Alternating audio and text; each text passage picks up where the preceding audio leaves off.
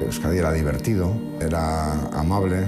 A mí me parecía el sitio ideal. 3 o 4 años de sentir eso, a sentir a la gente enfurecida, a la gente nerviosa, a la gente escondida, a la gente con miedo. Es el año donde, en teoría, el terrorismo tendría que haber acabado, porque es el año en el que nace la Comunidad Autónoma Vasca. A pesar de que se avanza hacia la democracia de manera segura y de forma irreversible, el apoyo social al terrorismo se incrementa. Decía Peixoto, uno de los jefes de Estado militar, que para hacer un pueblo se necesita sangre y tiempo. Lo veía claro, era una ecuación de sangre y tiempo. Matar, matar, matar y estar un tiempo aguantando. ETA había conseguido atemorizar a la sociedad vasca y la reacción era escasa. Una sociedad que, ¿quién más que menos puede decir aquí se mató a alguien y yo no salí a la puerta? En aquellos momentos el terrorismo, siendo un problema gravísimo, pues no era la preocupación principal de los gobernantes. Existen unos derechos fundamentales. ¿Estamos de acuerdo o no estamos de acuerdo? Si es que no estamos de acuerdo, entonces no podemos seguir hablando. Si existen unos derechos fundamentales. Esos derechos fundamentales pueden no ser reconocidos, incluso en situaciones en las cuales no hay violencia armada. Si existen esos derechos fundamentales que no están debidamente reconocidos, no tenemos paz.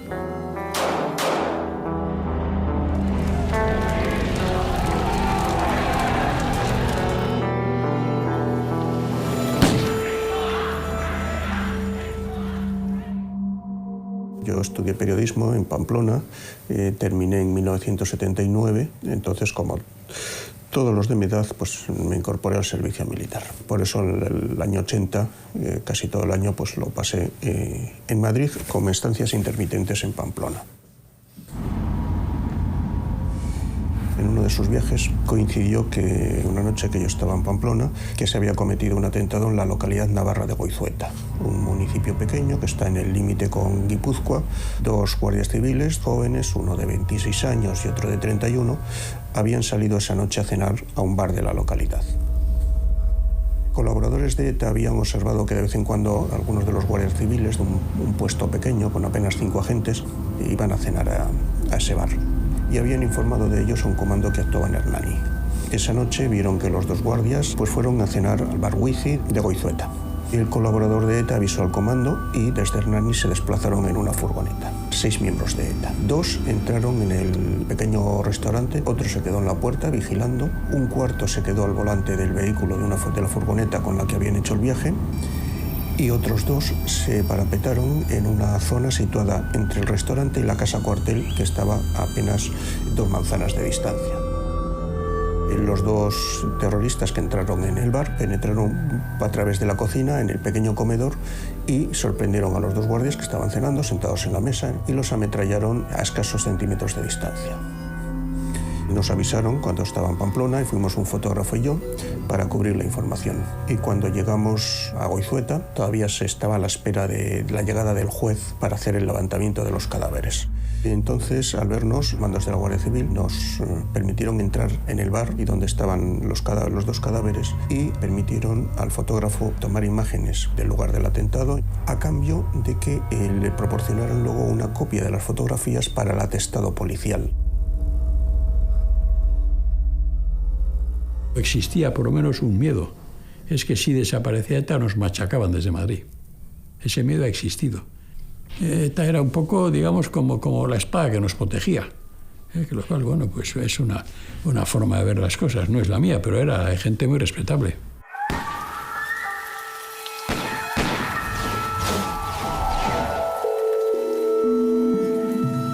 Les hablamos a 7 minutos del momento en que solemnemente la sonajería de las 12 campanadas que han de marcar la frontera entre 1979 y 1980.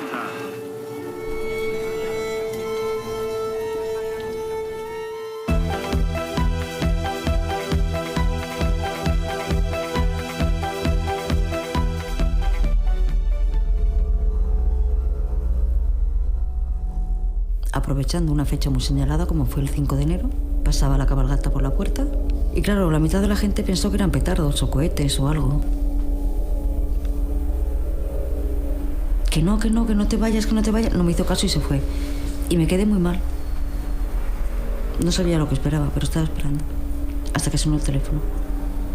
Y cuando sonó el teléfono que dijeron que mi padre había tenido, nada, un percance, un accidente leve, pero que no, que estaba bien, que no tenía nada.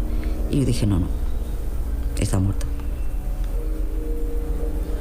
En aquella época, cuando mataban a un familiar tuyo, lo único que de vez en cuando escuchabas era, pues mira, esta es la hija del hijo puta que mataron el otro día, seguro que ha hecho algo malo habrá hecho, se lo merecerá seguro, vamos. Esta era mi casa. Mi padre tenía 43 años. Era empresario, tenía una cafetería y salió un reportaje en una revista en la cual un señor hizo unas declaraciones que después se confirmaron y corroboraron que ninguna era verdadera. Tuvimos 3 juicios en contra de él, le ganamos los 3 juicios por injurias y calumnias. Hubo otra gente que al poco tiempo mataron. También otro dueño de otra cafetería. Pero es que hubo mucha gente que salía en esa revista, hicieron las maletas y con lo que tenían puesto se tuvieron que ir.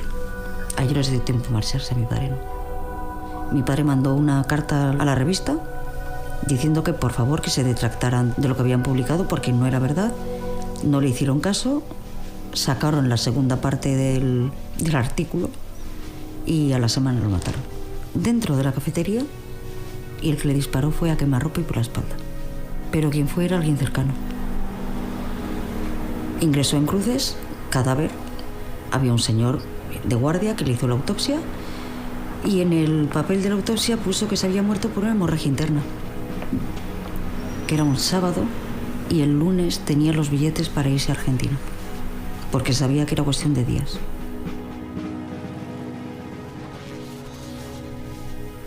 Yo llegué a mi clase, me senté, a mi alrededor no se sentó nadie más, o sea, nadie. 2 años más que estuvimos aquí, 1 año y 9 meses, antes de marcharnos, antes de que nos echaran, nadie más ni me volvió a dirigir la palabra, a no ser que fuese para insultarme o para insultar a mi padre. El único amigo que me quedó fue mi hermano. Pues yo recuerdo que aquel año le pedí a mi padre por Reyes un oso de peluche. Y me dijo que estaba loca, que para qué quería un oso de peluche con 14 años, que no era una niña. Y me emperré, me peleé con él, lloré, le pataleé, hice de todo. Y dijo que no, que vaya tontería. Cuando pasó todo lo de la cabalgata de Reyes, lo mataron. Yo no me acordaba ya de nada. Y al cabo del tiempo, en un armario, mi madre colocando ropa, sacando cosas, aparecieron varios paquetes y había ropa, había libros, había muchas cosas y había una caja al fondo. Y dentro de la caja estaba el oso de peluche que yo lo había pedido.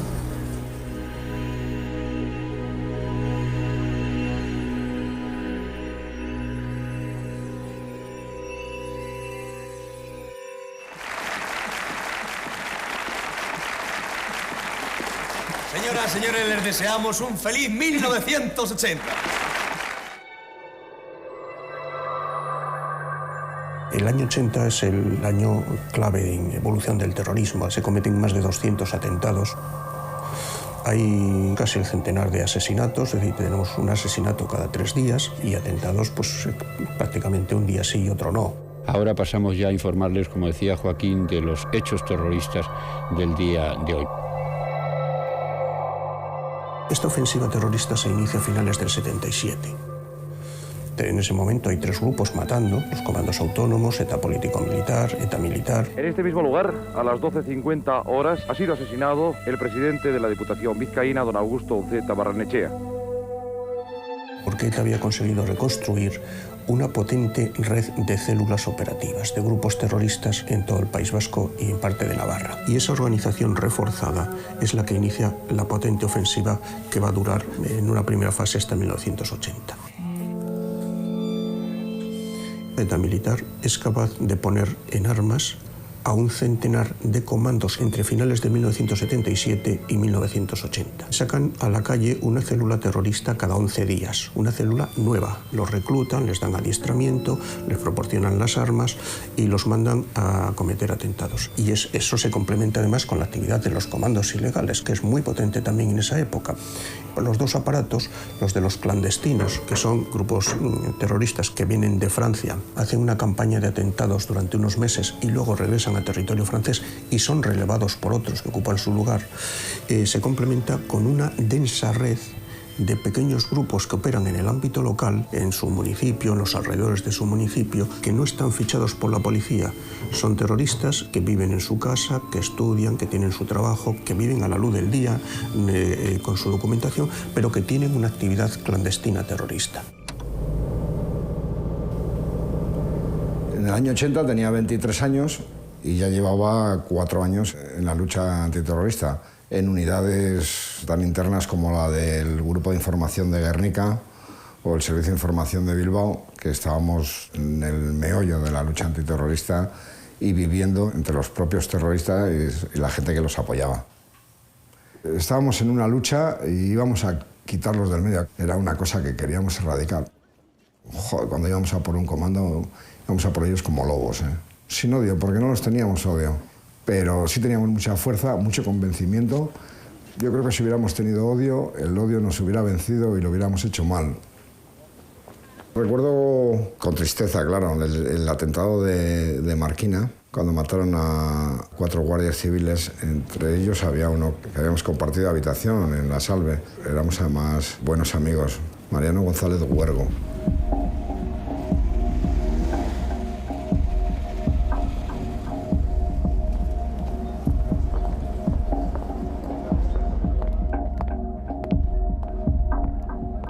Hola, buenos días. ¿Podría decirme un bar que había aquí hace años, el bar Arrieta? ¿Dónde estaba? Sí, ahí. Ahora no existe. ¿No existe? Nosotros cuando éramos jovencitos veníamos ahí a comer la chuleta y los callos y cuando había un poco más dinero. Ah, ya. Esta casa tiraron y hicieron nueva. Ah, esto lo tiraron y hicieron nuevo, o sea que estaba aquí, o sea que esto es nuevo. Aquí mataron 4 guardias civiles. Estaban comiendo en el restaurante a la parte de atrás y entraron los de ETA ahí con la metralleta o lo que sea. Y yo vivía aquí atrás. Y estábamos en la cocina comiendo y sentimos la ráfaga. Y le dije a la mujer, me cago. Y tenía coche aparcado ahí atrás. Y le dije a la mujer, me cago, ya ha pasado algo ahí. Hostia, mira, todo correr a quitar el coche. Y había matado a 4.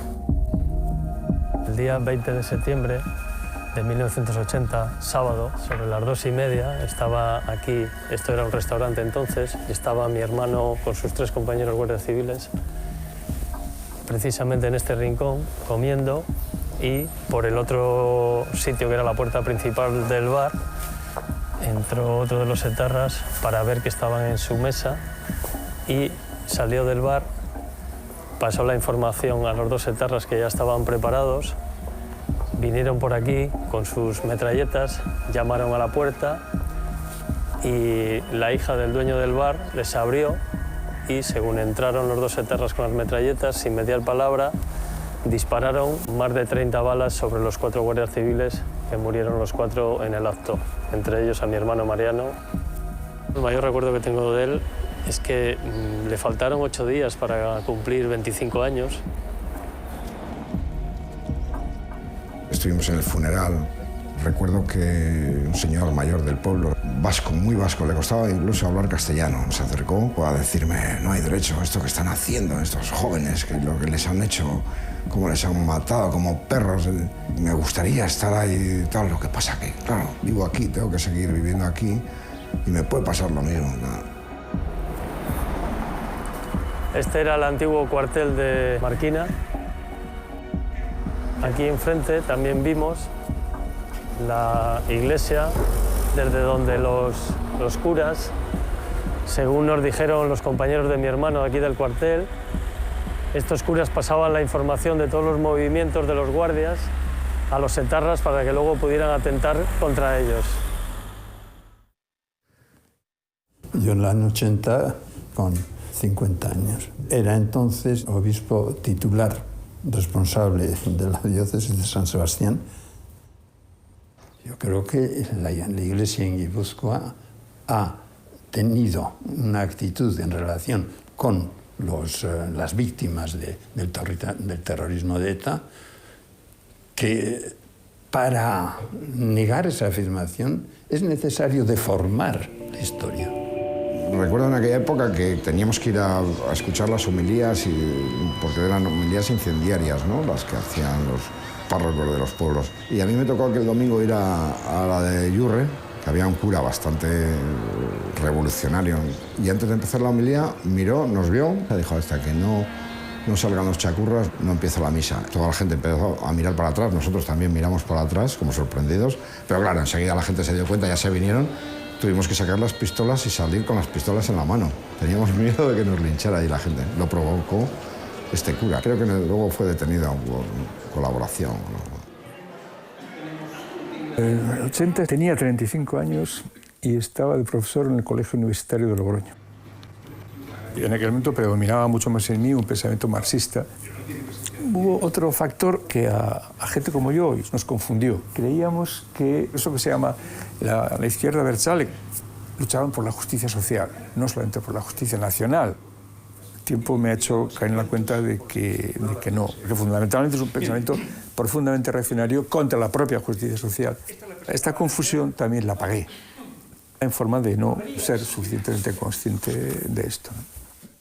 El hecho de ser vasco te daba también cierto prestigio ante los de fuera, por el hecho de serlo, y por el hecho de como que había ahí un pueblo con unos derechos por los cuales era perseguido, que tenía sus héroes. Todo este clima de nacionalismo que uno llevaba en su propia conciencia, me imagino que ha sido una de las causas por las cuales yo tardé tanto tiempo en ver un poco más claras las cosas. Y fui desalmado en el sentido literal, no tenía alma suficiente para captar, por ejemplo, la maldad.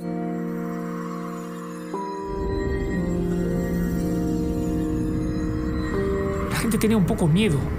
Era la época más dura y la gente tenía miedo de, pues eso, lo que le pasó a mi padre por hablar, que te considerasen un chivato, pues... Sí es verdad que mi padre hablaba con los guardias civiles. Mi madre le decía, pero Ángel, ¿pero no te das cuenta de que te están viendo, de que mira cómo está la cosa, de que joder, se van a creer que estás hablando, chivando de algo? Mi padre nos decía a nosotros, pero ¿y cómo no les voy a hablar yo a los guardias civiles? Chavales que están aquí de 20 años, de 25 años, ¿cómo les voy a hablar si son compañeros míos? Es que les tengo que hablar, yo no puedo dejarles de hablar. Y ahí pues metía la pata. Fue creando pues enemigos y sabían porque siempre trabajaba de noche, se había puesto a trabajar de noche por ganar pues 4 duros más, porque 5 hijos, trabajando él, era fácil pillarlo porque no tenía escapatoria, iba andando, subía, bajaba andando. Y en la empresa donde yo trabajaba, que entonces seríamos 250 más o menos obreros de aquella época, solo me dieron 2 el pésame. Y yo hablaba con todo el mundo. Los de fuera estábamos muy mal mirados, nos llamaban coreanos a los de fuera. Coreanos y maquetos y... Ahora se trata muy bien a la gente, pero entonces a nosotros nos despreciaban.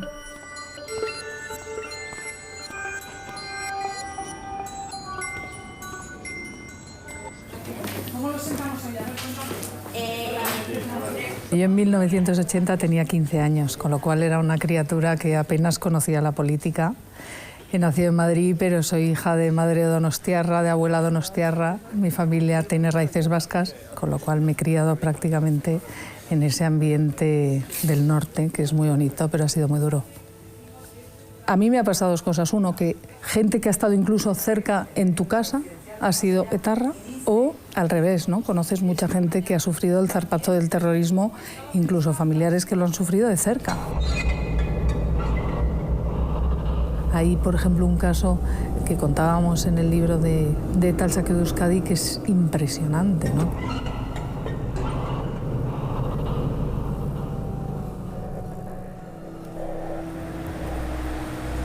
Hola, Rate. Hola, Isabel. ¿Qué tal? Bien. ¿Cómo estás? Bien, bien. Oye, entonces tú en aquella época, ¿a qué te dedicabas? Pues yo estaba en limpieza en el instituto. Criar hijos y sacar para adelante. Que tenías 4 hijos. 5.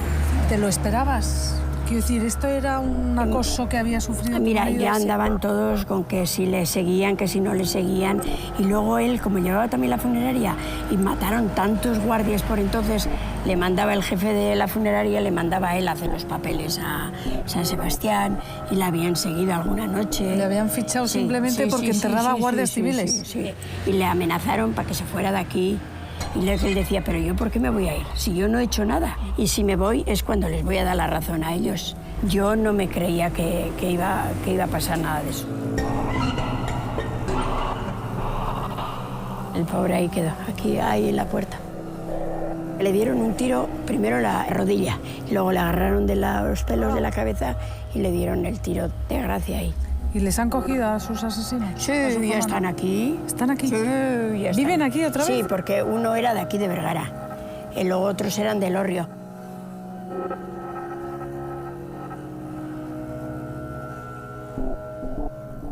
Como este enterrador, ha habido centenares de personas que simplemente por un indicio se les exterminaba, que lo más grave de todo, que decían que ni siquiera sus propios amigos iban al funeral para que no les vieran, para que no les marcaran.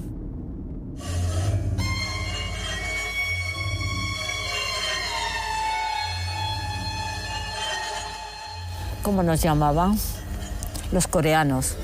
Antes éramos los coreanos. Y después la ignorante de los andaluces.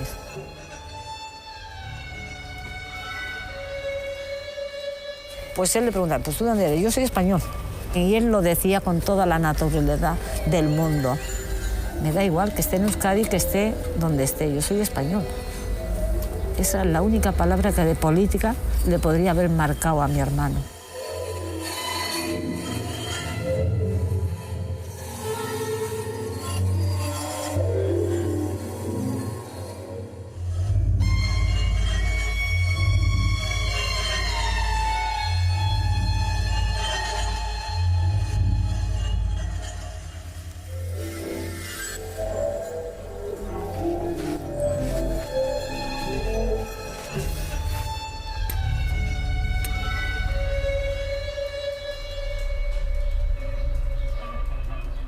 Mataron a muchísima gente con el apelativo de chivato para sembrar el miedo y el terror simplemente. Lo que sembraba sus herederos, sus hijos, su familia, que tenía que haber sido tristeza. Lo que sembraba era vergüenza. Esas familias se sentían avergonzados de que a su padre o a su hermano le hubieran matado por chivato. Es que es curioso lo que llegaban a hacer, cómo manipular las conciencias y el sentimiento que hacían sentir a la población. Ese inmigrante, que por cierto, a diferencia de otros inmigrantes, no quiere defender sus derechos étnicos dentro de otro pueblo, no, quiere justamente no llamar la atención, quiere precisamente diluirse en el seno de los demás y dar, por supuesto, las creencias, los prejuicios más extendidos. Eso es una cosa muy seria porque eso continúa hoy, y no solo entre los inmigrantes. Lo que hacen muchos es o irse del País Vasco a otros sitios de España, exiliarse, o quedarse callados y convivir con los asesinos o los amigos de los asesinos de sus familiares.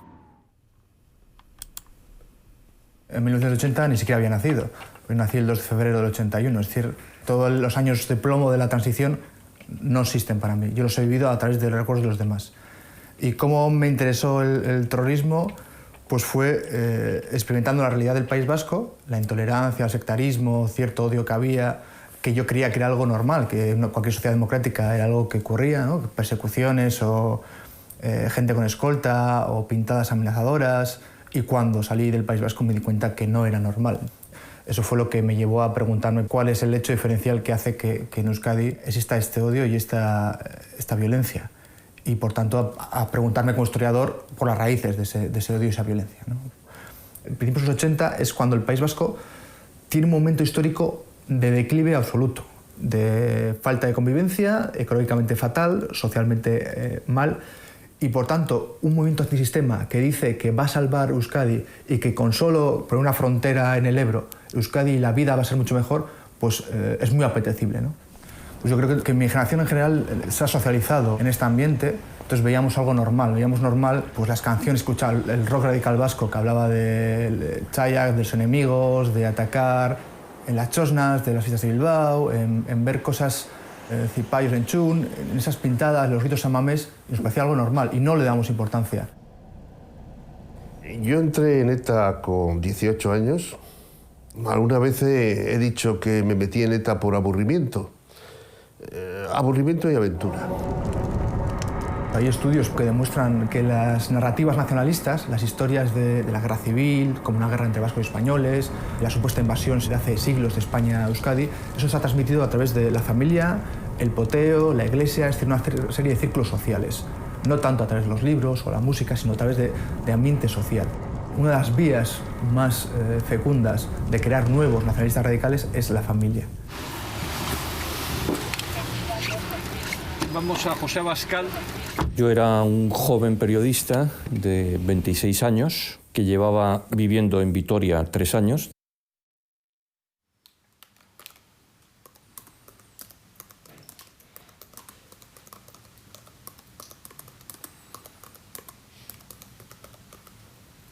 Su pecado, ser militar, jefe de Miñones de Álava y no nacionalista.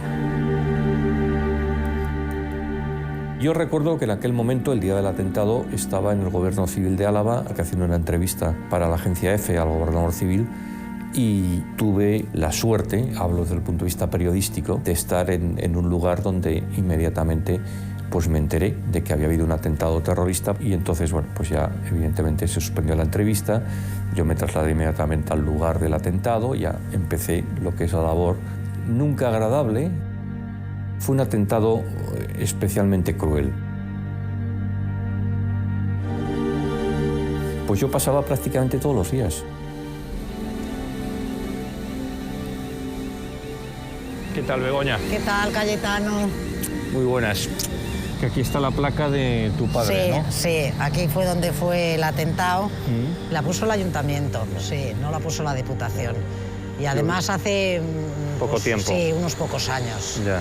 ¿Y no hay ninguna referencia a que fue un atentado terrorista de ETA? No, absolutamente ninguna. Parece que fue una muerte... Sí, podía haber sido de gripe. Por causas naturales o por un atropello, ¿no? O sea que... Una vecina, mi padre y yo, veníamos por delante de marianistas, porque claro, nos paraba aquí porque él continuaba para la Diputación. Ya, y os bajáis. Y aquí estaban esperándole. Y entonces pues ya íbamos este trocito andando. ¿Os habíais bajado del coche? Sí, nos habíamos bajado del coche. Por lo menos tuvieron la deferencia de esperar a que nos bajáramos.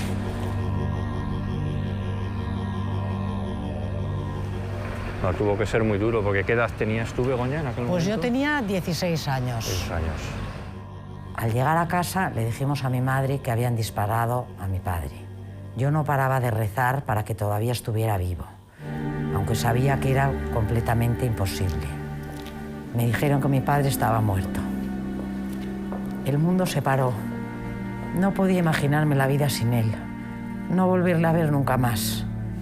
Me había quedado sin padre, porque unas personas así lo habían decidido. Pues bueno, estuvimos en el funeral, había que cubrir la información, como claro, nos pasaba pues cada 3 días, o ibas tú o mandabas a alguien tal, a cubrir los funerales, ¿no? Y me acuerdo la tensión de ese funeral, en donde gente increpaba evidentemente a las autoridades, chillando, llamando traidores, gritando «Viva España», «Muera ETA», etc., ¿no? Y al mismo tiempo también gente de radical abertzale, «ETA mátalos», «Gora ETA militarra» y tal. Claro, eran momentos de tal tensión, ¿no? En el 80, bueno, vivía aquí, en Algorta. Teníamos la delegación del Grupo 16 en Bilbao, en el edificio Albia. Y yo era el delegado, ¿no?, del grupo, ¿no? Y yo creo que en ese momento no había muchos periodistas realmente enfrentándose a la barbaridad que estamos viviendo. O sea, ya empezaba ya la prensa a ser punto de mira, ¿no? Para unos sectores tú eras un traidor y claro, todo eso te obligaba a tomar ya ciertas medidas de autoprotección, como mirar debajo del coche y cosas de esas. Meses antes del 80 le mataron a José Mari Portel. Yo estuve la víspera con él.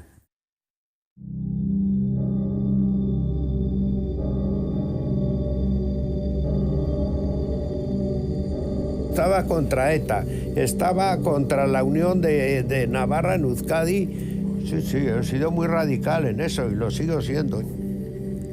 ETA estaba pues en todas partes. Un chico joven se hizo así con una nora y me ametralló. Yo caí en el suelo y luego se me acercó la otra, vino la Galdós y tas, no, se me vació entre 25 y 27 tiros. Estuve 11 meses de clínica, y 14 veces en el quirófano. Galdós, que contaba sus muertes, dice, mira, como un torero que te cuenta el día que triunfó en la plaza de tal, que así contaba los asesinatos. Vamos, feliz.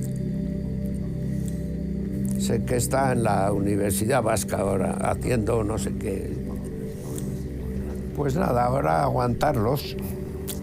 No hay otra, Si queremos en la ley, en la democracia hay que aguantarlos. Las víctimas, sí, ya cada vez seremos menos, pues mira, hasta que se extingan. La prensa en ese momento todavía trataba con cierta complacencia al entorno etarra o al entorno Batasuna, ¿no? de esa época, ¿no? Todavía la palabra terrorista no se atrevía a utilizar y eso se notaba. Hubo algún medio escrito que en la esquela, concretamente creo que fue la de Vicente Zorita, al poner nosotros en la esquela vilmente asesinado, puso falleció. O sea, ese era el contexto y el ambiente nos desenvolvíamos. Durante los años 80 se asesinaba a la gente simplemente porque un medio de comunicación, ojo, les marcaba y decía, este es facha. ¡Pum! Lo mataban y ETA en el comunicado decía que era un tipo de ultraderecha o de lo que fuera, sin más justificación. Los medios de comunicación pues informaban, estoy pensando sobre todo en el País Vasco, de los hechos terroristas, de los atentados terroristas, se posicionaban lógicamente editorialmente, pero poco más. Uno siempre tiene la sensación de que quizás a uno le falta esa sensibilidad para darse cuenta de la tragedia que acaba de suceder. A lo mejor en esos momentos primaba más el decir, bueno, pues yo tengo que informar bien de esto y tengo que darlo rápido, que el darte cuenta que allí había una tragedia humana de primera magnitud. El protagonismo de la información sobre terrorismo recaía única y exclusivamente en los terroristas. A las víctimas no se les prestaba una atención especial, se informaba de ellas el día del atentado, los datos personales, las circunstancias familiares, 4 pinceladas dentro de una información en la que todo el protagonismo recaía sobre los terroristas, sobre cómo lo habían hecho, sobre quiénes eran. Cuando alguien era detenido era fácil saber a qué colegio había ido, si había jugado al fútbol de juvenil en un equipo local, cuáles eran sus aficiones, si iba al monte, si no iba. Me llama mucho la atención las fotos. Siempre tengo fotografías de cadáveres en primeros planos, las balas, la sangre, que es algo que hoy en día ya no vemos. Esa falta, digamos, también de delicadeza, ¿no? De que la muerte era algo tan cotidiano, tan normalizado, que la población lo veía como algo normal y no se escandalizaba, ¿no? Había noticias día sí, día no de atentados terroristas. Muerto guardia civil en tal población o ataque tal bomba en tal sitio, no pasaba nada porque había al lado igual pues había una noticia de una obra de teatro de humor. Entonces, ¿qué hicieron los terroristas? Pues hacer cosas más bestias o buscar esa portada, ¿no? Porque el terrorismo siempre necesita la prensa.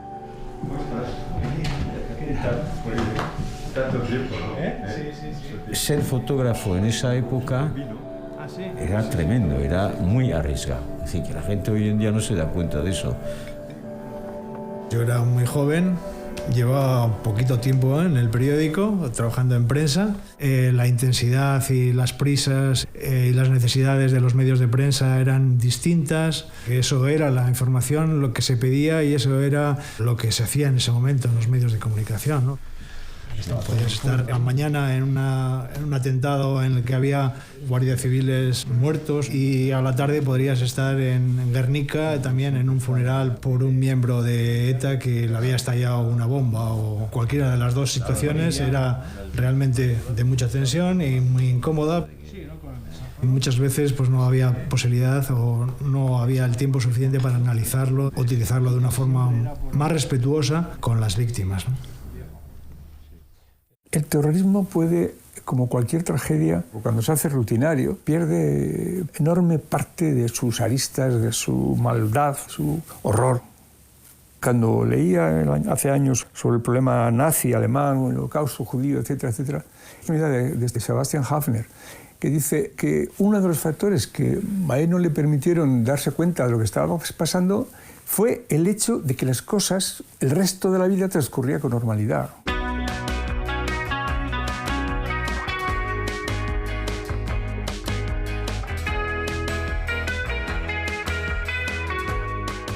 En 1980 hubo un par de atentados terroristas de gran impacto. No eran atentados tradicionales de asesinar por la espalda, de disparar en la nuca o de poner una bomba, sino fueron atentados mucho más complejos, de gran cualificación terrorista, es decir, que evidenciaban una osadía superior a lo que hasta entonces se había conocido. Una emboscada tendida por un comando de ETA a una patrulla que iba a hacer un relevo de guardias civiles que custodiaban, que era un polvorín entre Orio y Haya.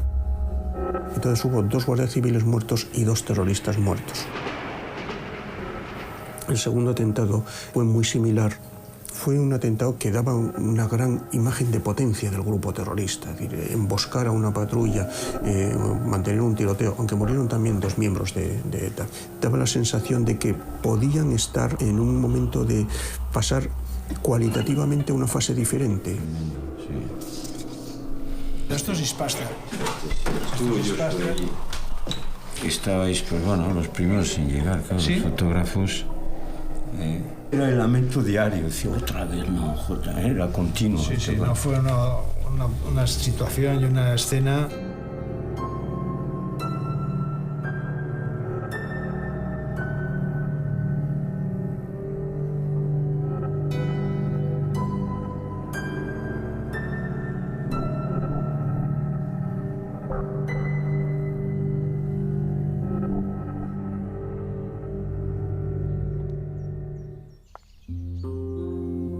No había estado nunca, la primera vez que he venido a este lugar, que desde el primer momento tenía que haber venido.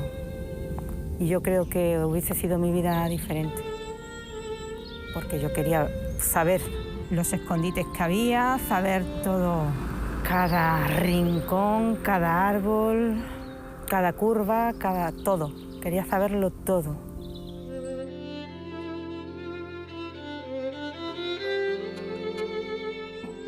Éramos muy jóvenes. Nos casamos el año anterior, el 10 de junio, y el atentado ocurrió el 1 de febrero. En mi mente sigue constante él. Una amiga psicóloga me dijo eso, dice, tú siempre lo que tienes que decirlo y hablar, no olvidar decir, no quiero hablar del tema, no, sí, hay que hablar del tema. Y me ha gustado mucho venir aquí. Me siento muy, muy aliviada ahora. Me he quitado ese peso de encima y creo que se lo debía también a él.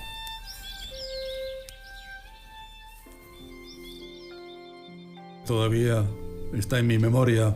El funeral se celebra en la Comandancia de la Salve. En aquellos tiempos que a los funerales no asistíamos más que muy poquitas personas contadas.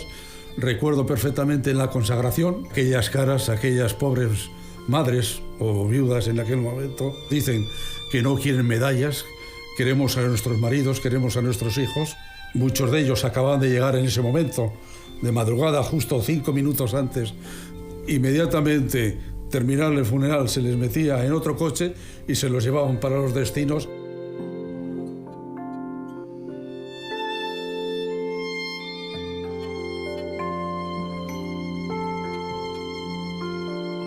Lo más curioso de esta época es que cuando las familiares de las víctimas del terrorismo aparecen en los periódicos es para rebatir las acusaciones de ETA contra sus asesinados, contra sus familiares. Hasta tal punto el discurso de ETA es hegemónico, es decir, aparece la viuda de un señor que mató a ETA porque le había dicho que hacía X, diciendo que no, que es mentira, que su marido no había tenido nada que ver con X, que era un buen euskaldún, era un buen abertzale.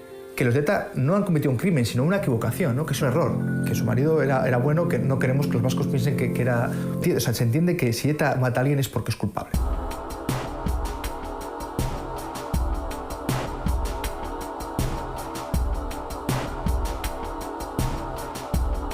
A finales de los años 70, ETA no está mal vista, tiene la imagen de organización antifranquista, que luego, sobre todo en el ámbito internacional, se va a prolongar durante muchos años.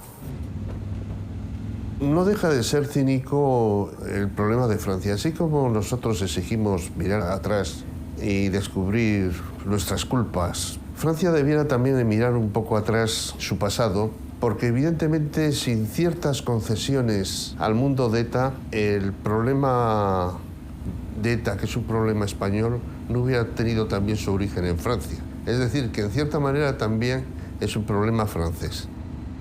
En aquel momento pues tengo unas responsabilidades como ministro de Asuntos Exteriores, pero una de ellas es buscar una aproximación a Francia. Porque claro, la colaboración de otros países, Alemania o Gran Bretaña, eso no servía para nada. Lo que hacía falta era la colaboración de Francia. Y Francia no colaboró.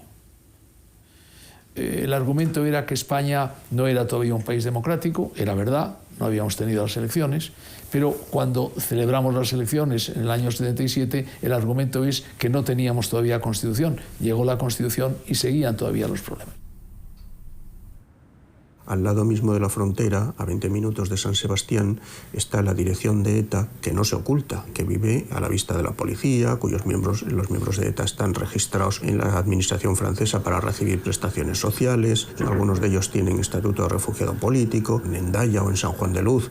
Citan a los empresarios para que paguen la extorsión, almacenan los arsenales en el País Vasco francés, dan los cursos de adiestramiento. Y eso creó unas condiciones que probablemente ningún otro grupo terrorista ha tenido. Es decir, tener la retaguardia segura a unos minutos del teatro de operaciones. Ahí hay un cambio muy notable que se hace probablemente desde la llegada de Mitterrand al gobierno, que es en los años 80 y 90. Aquello cambia. Y eso es la clave. Es decir, la clave es la colaboración de Francia. Tardó en realizarse y realmente pues eso fue un paso enormemente positivo. Si eso se hubiera hecho desde el principio, evidentemente aquello hubiera tomado un giro completamente diferente.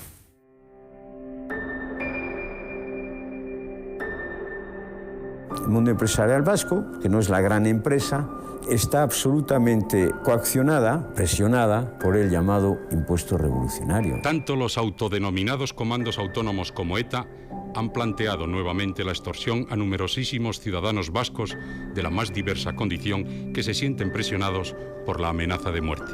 ¿Quiénes pagan? Las grandes empresas, las grandes cooperativas, alguna entidad bancaria, pero además muchos empresarios. Evidentemente mucha gente ya pagaba, otros eran secuestrados y tenían que pagar. 23 de octubre del 80, querida Pili, aquí estoy en perfectas condiciones y con todas las atenciones que en estos casos se pueden conseguir. Nunca sospeché que pudiera ocurrir, pero ya ves. Quiero que estéis tranquilos y ya decidiréis lo que tenéis que hacer. Creo que estaré varios días aquí, así que paciencia.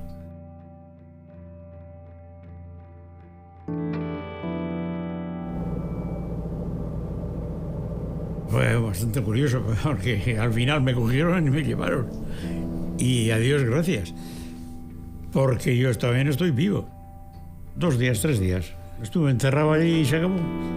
Fue un secuestro muy atípico porque salió bien, muy rápido. Hicimos lo que decían y a tomar por culo. Yo creo que fue tan rápido porque lo negociaron rápido, porque tenían con quién negociar. Intervino gente de Bermeo. Se pagó tarde, se pagó mal. Y no se pagó lo que querían, eso de siempre. Porque precisamente toda la presión que tuvo durante esos 10 años siguientes yo creo que viene motivada por ese tema. Todas las llamadas de teléfono, todas las cartas, todo, incluso la carta bomba que le pusieron, como ha sido un aviso para que te acuerdes de los compromisos que tienes con nosotros o algo así. Tenían que pagar. O sea, era eso o probablemente le mataban, porque en aquel entonces tampoco tenían mucho problema en matar a gente que secuestraban.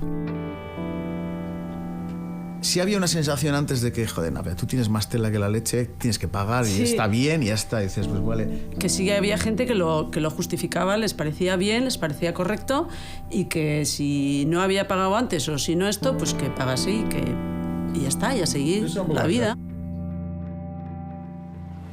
La ofensiva del 80 se debe en gran parte a los medios que ha recibido desde el 77 hasta el 80, que es una multiplicación del impuesto revolucionario de 100%. Es donde realmente empieza ETA a tener recursos importantes para su organización. Hay toda una historia detrás de familias enteras destruidas psicológicamente, incluso físicamente, por el miedo al secuestro, al asesinato. Durante muchos años, todo eso se llevaba en silencio. En una ocasión estábamos comiendo tranquilamente un grupo de amigos, eran vísperas de Navidades, era el tema de la lotería de Navidad, y lo clásico se comenta estas cosas. Oye, y si te tocó la lotería, ¿tú qué harías? Y uno que estaba allá, que había sido empresario importante, de una importante empresa de Guipúzcoa, dijo, a mí si me toca la lotería, me iría al otro lado y le diría, oye, me han tocado tantos millones, ¿cuánto tengo que daros para que me dejéis en paz?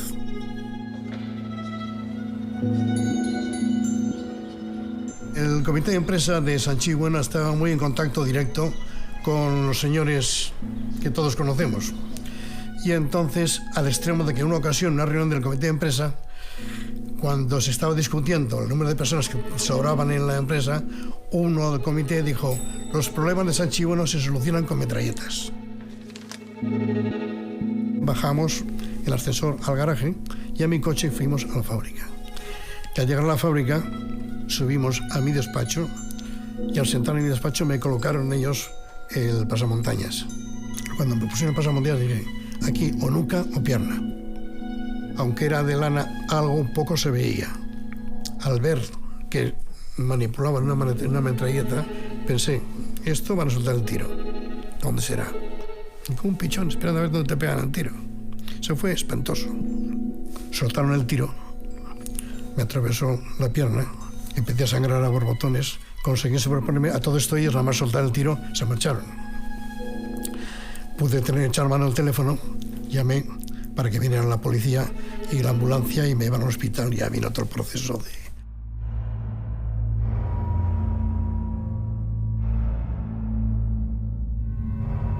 ¿Por qué actuaron contra mí siendo 3 hermanos, de los cuales yo era el director comercial?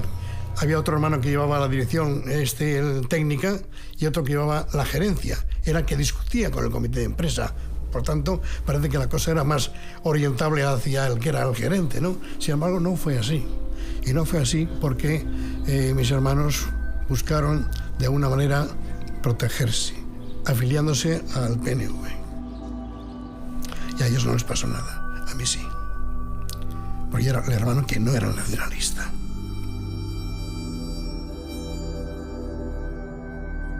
Lo que hay que entender fundamentalmente es que el terrorismo nace necesariamente en la nacionalidad vasca. Que el problema no radica tanto en fines y medios, que es lo que, como se ha planteado siempre.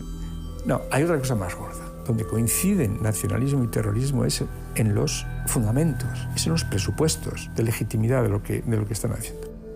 Bien, teníamos eso en común, sin duda alguna. Pero, ¿y qué? El pensar que ETA es un hijo del nacionalismo vasco sin más, eso es una equivocación completa. Porque eso quiere decir que efectivamente todo lo que ha hecho ETA matando, lo ha hecho en función del logro de un nacionalismo como objetivo final, lo cual no es así. Si efectivamente unos matan es porque estos piensan que es el único medio posible para conseguirlo y tal. Pero ¿para conseguir qué? Aquello en lo que están todos de acuerdo en los fines. Conseguir un Estado propio, etcétera, etcétera. ¿Y por qué ese Estado propio?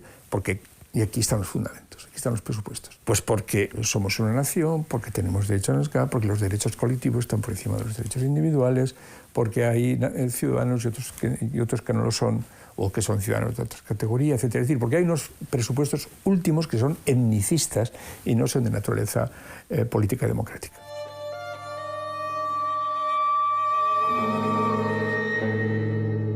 Ya lo decía ETA a los 60, ¿no? O se está con nosotros, o se es neutral, o eres enemigo.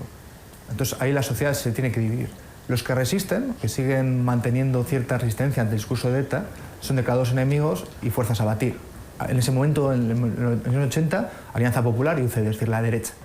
Naturalmente el fenómeno se ha amplificado desde Madrid. A partidos como el PP, como tal, les ha venido bastante bien ETA. Les ha venido bastante bien ETA porque desacreditaba cualquier reivindicación vasca que automáticamente se identificaba con ETA. En el año 79 es cuando empieza verdaderamente una situación muy delicada. El partido nuestro era un partido marginal, digamos, en aquellos momentos, que habíamos sacado un diputado en las elecciones del 77, pero por otro lado es el que más padece el terrorismo de ETA. Modesto Carriegas fue el primero, luego vendrían una serie.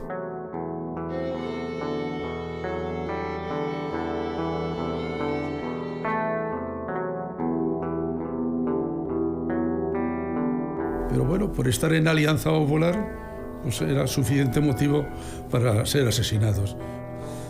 Posteriormente, ETA se ceba con UCD. UCD no encuentra ni gente para ir de candidatos a concejales, no encuentra autores que les dejen hacer los mítines y prácticamente la derecha en Euskadi desaparece hasta mediados de los 90. Y veías como uno tras otro iban cayendo los compañeros de UCD del País Vasco. Había una política de exterminio, clarísimamente. Sí.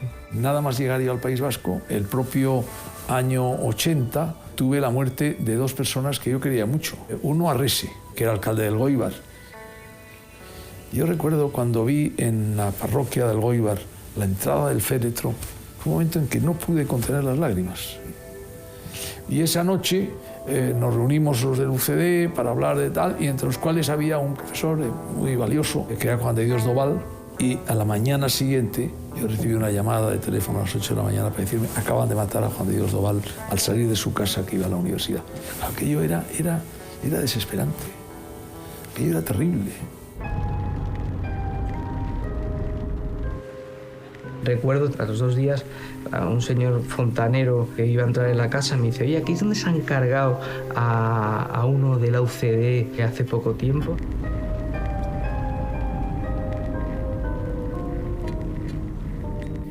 A las 9 aproximadamente llamaron abajo al timbre, le dijeron que venían a traer un paquete para él y abrió la puerta de abajo del portal. Cuando llegaron arriba, llamaron al timbre, mi madre abrió la puerta, era una chica muy joven, y cuando preguntó por él y mi madre dijo que sí que estaba, entonces ya salieron 2 chicos de detrás de la escalera con pistolas y ya entraron en casa los 3. Uno de ellos se quedó con mi padre en el despacho y la chica llevó a mi madre a la cocina donde estábamos mi hermana Mariola y la señora que trabaja en casa y yo cenando.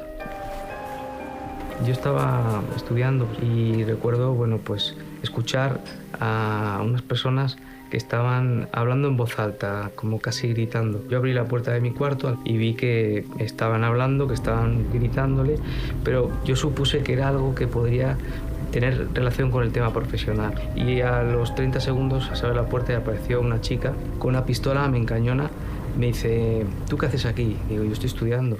Dice, ¿has llamado a alguien? Digo, yo no he llamado a nadie. Pues sígueme y que vamos a la cocina con tus hermanas. Me llevó a la cocina y pasé por el lugar donde se estaba produciendo la escena, ¿no? Y ahí vi que había una persona que estaba discutiendo con mi padre, y mi padre me miró un segundo, yo le miré un segundo, y ya me alejé de la escena y me fui a la cocina con mi hermana. Mi madre estaba muy nerviosa, le decía constantemente que se habían equivocado, que no era él a quien se lo tenían que llevar, que era ella, que la concejal era ella. La chica dudó, uno de los del comando iba y venía y fueron unos minutos de una tensión tremenda sin saber qué iba a suceder. El simbolismo que significa que a Ustaran le dejan con 2 tiros en su cuerpo en las puertas de la sede de la UCD de Álava, pleno centro de Vitoria, a las 10:30 de la noche, era un aviso a navegantes clarísimo, ¿no? Tuvieron como efecto, de alguna manera, estigmatizar al centro derecha no nacionalista en el País Vasco, estigmatizar política y socialmente. ¿Quién se iba a querer presentar candidato por un partido que asesinaban tanto cargos locales como diputados autonómicos? Además de lo que supuso humanamente, fue una persecución que tuvo consecuencias políticas para muchas décadas, es decir, porque restó posibilidades para que se organizara políticamente esa parte del espectro político, que era el centro derecha no nacionalista.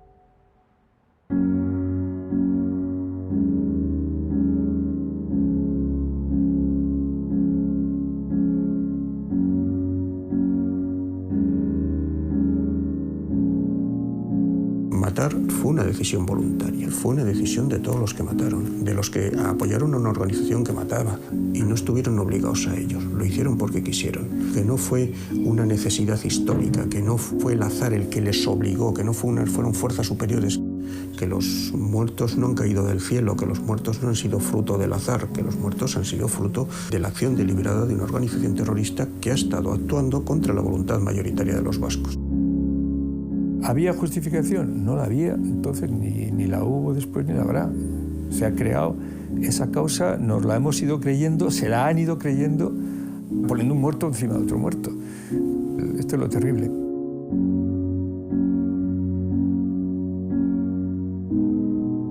A los herederos de ETA, digamos, por ejemplo Sortu, la izquierda abertzale tradicional, les molesta muchísimo hablar de la historia de ETA, siempre hablan de que es algo superado, de que es algo ya anacrónico, porque si sale a la luz están recordando su propio pasado y por tanto están manchándose ellos.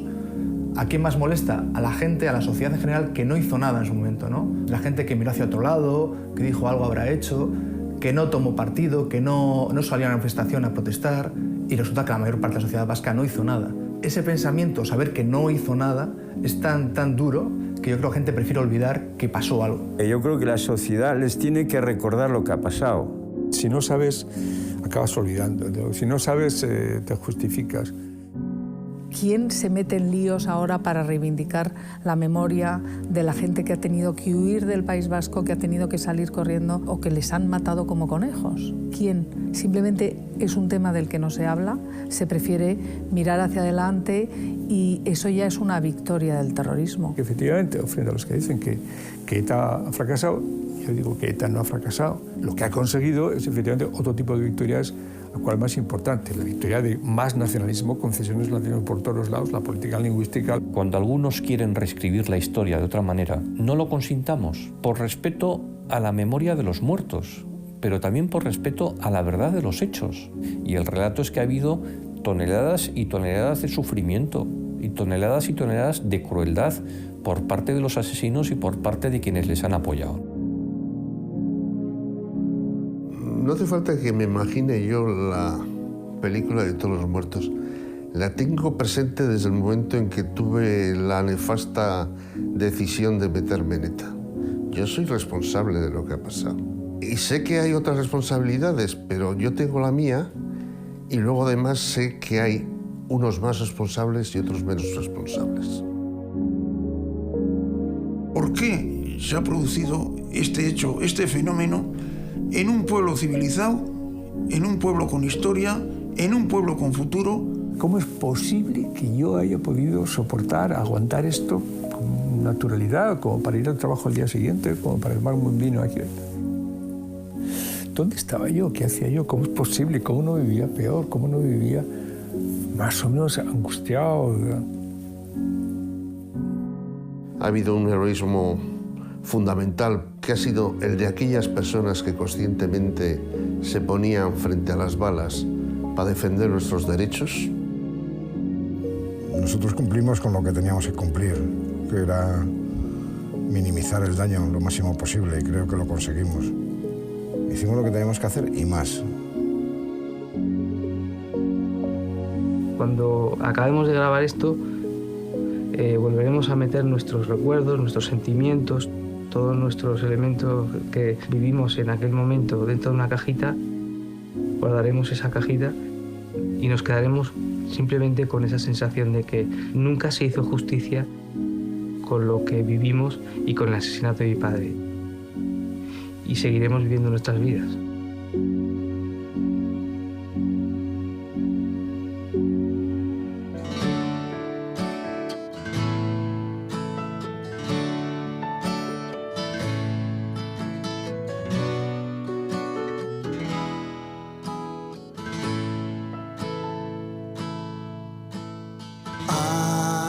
To hear your voice,